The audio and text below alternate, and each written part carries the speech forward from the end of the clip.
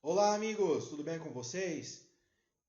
Pessoal, a partir desse vídeo nós vamos trabalhar o processo de expansão territorial brasileiro. Obviamente, você já deve ter percebido que o território do Brasil ele se tornou muito maior do que o território originalmente destinado aos portugueses na América, definido pelo Tratado de Tordesilhas. E aí, como esse processo de anexação de terras, de crescimento do território, ele se concretizou?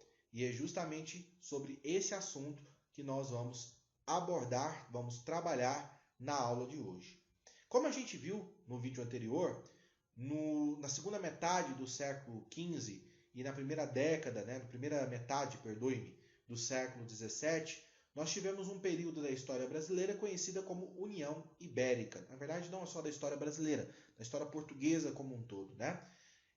Nessa fase, entre 1580 e 1640, a coroa portuguesa e a coroa espanhola elas se fundiram. Nós falamos desse processo no vídeo anterior.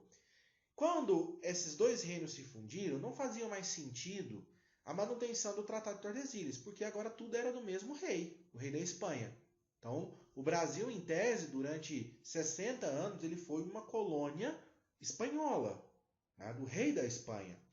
Então, um dos primeiros fatores que possibilitaram, né, a ocupação dessa parte, além dos limites do Tratado de Tordesilhas, foi justamente o fato da existência da chamada União Ibérica, né? Como não existia mais um limite imposto pelo Tratado de Tordesilhas, os portugueses brasileiros eles se sentiram à vontade em ultrapassar esses limites. Mas, professor, ultrapassar para quê? Em busca de quê?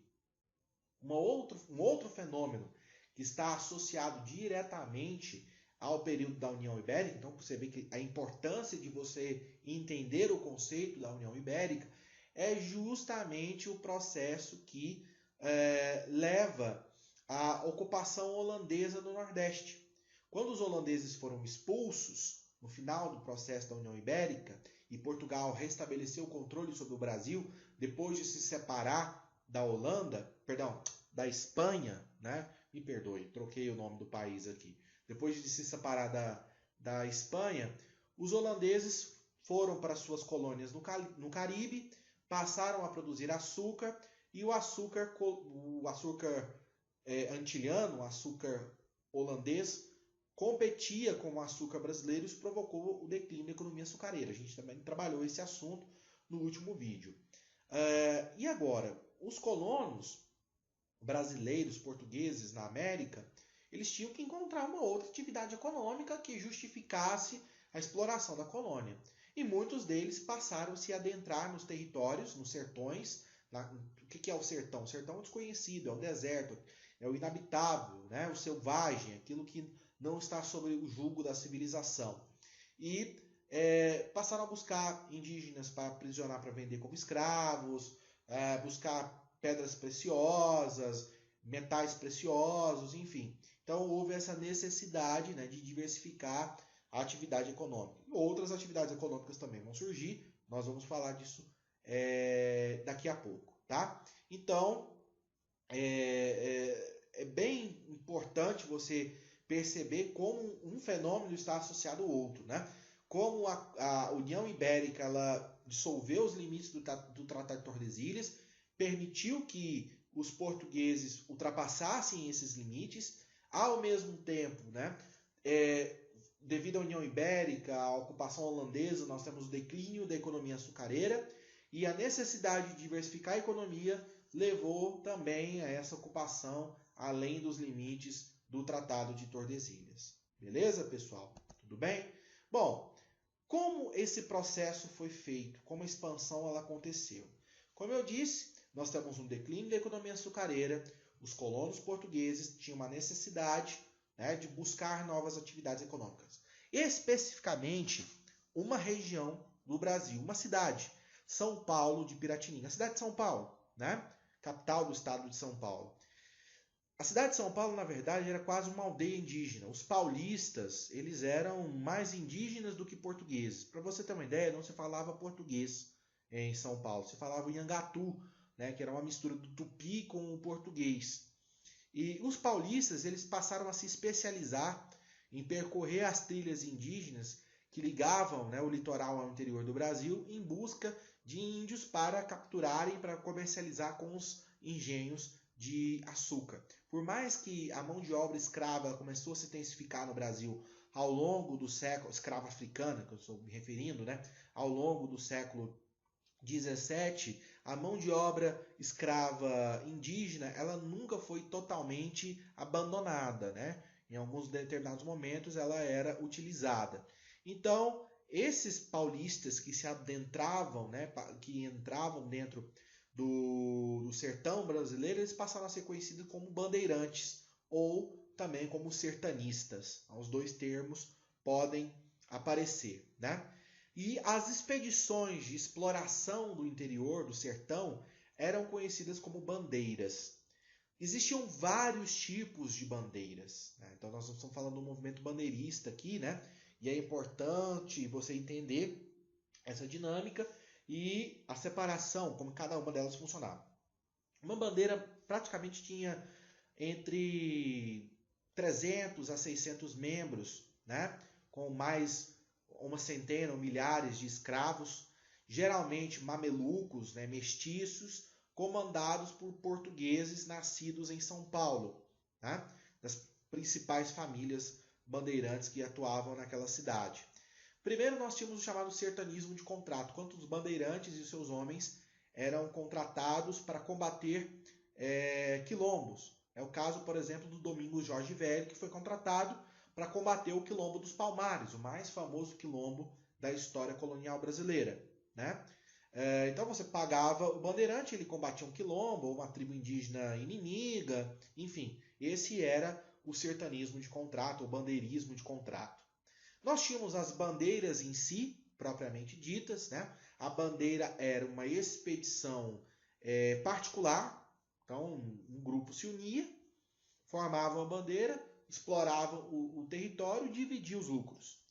E você também tinha as chamadas entradas. As entradas eram expedições financiadas pela corte portuguesa, pela coroa. Então o rei de Portugal pagava o bandeirante para que ele pudesse explorar o interior em busca de riquezas, principalmente minerais, né? Ouro, prata, pedras preciosas, enfim.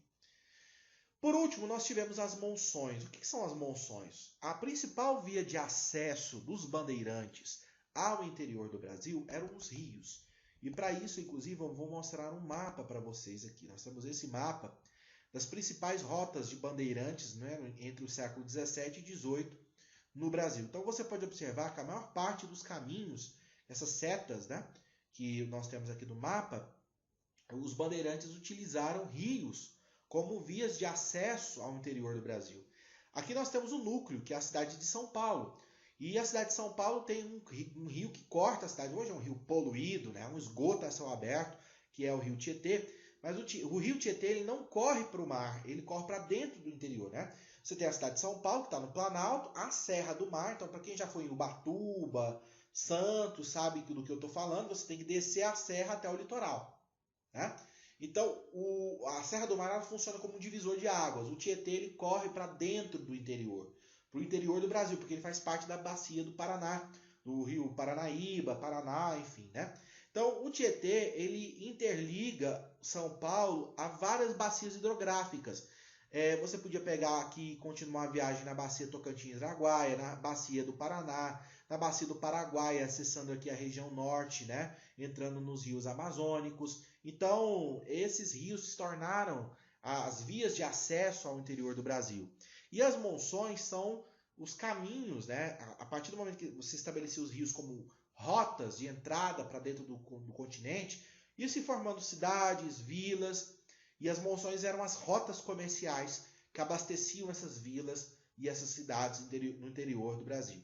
Tá? Então, o movimento bandeirantista ele foi fundamental para a ocupação do território, além dos limites do Tratado de Tordesilhas. Essa linha que nós estamos visualizando aqui, ó, é a linha do tratado. Então, o que era para ser Brasil?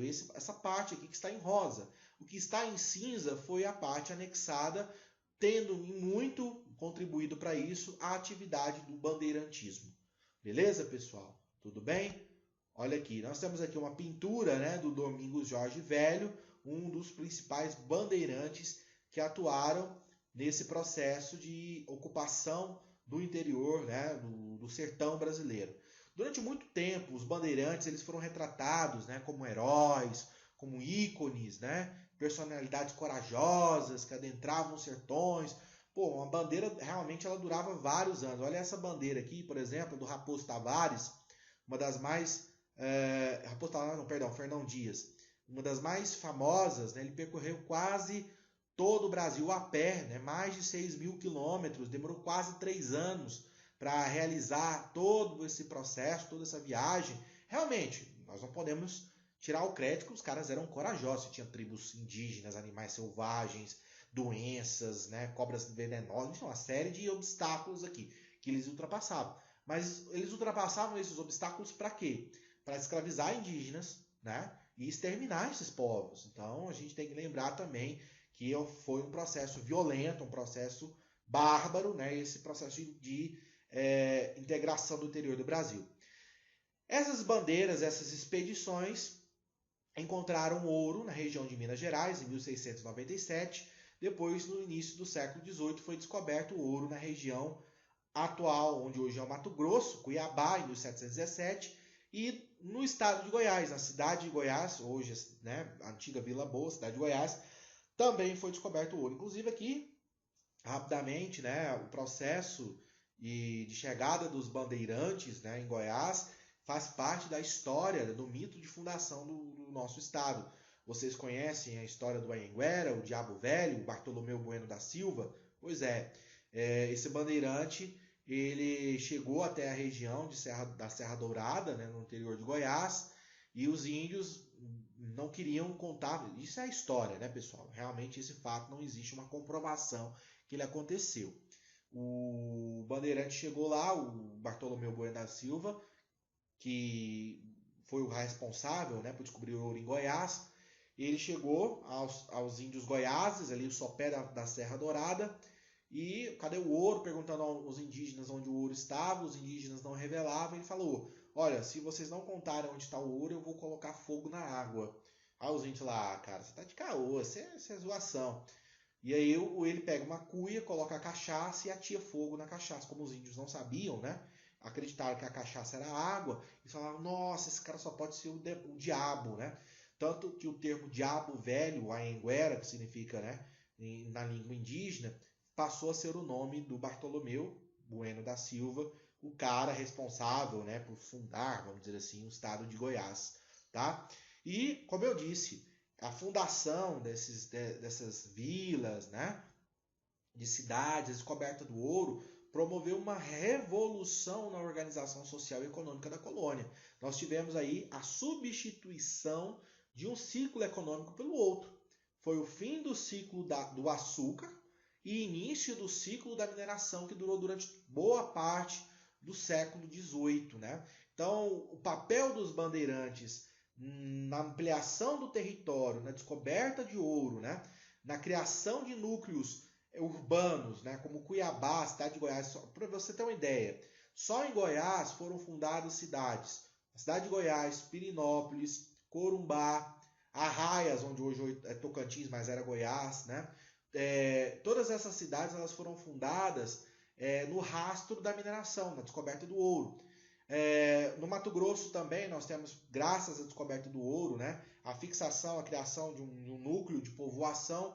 Então esse território ele vai sendo gradativamente incorporado pelos portugueses com essa expansão, e boa parte dessa expansão também creditada à atividade dos bandeirantes. Na próxima aula, no próximo vídeo, que nós vamos continuar falando desse assunto na semana que vem, vamos ver a importância de outros setores para a expansão do território brasileiro. E aí nós vamos falar, por exemplo, de como os criadores de gado contribuíram, né, para a expansão territorial, os jesuítas, a exploração das drogas do sertão, enfim.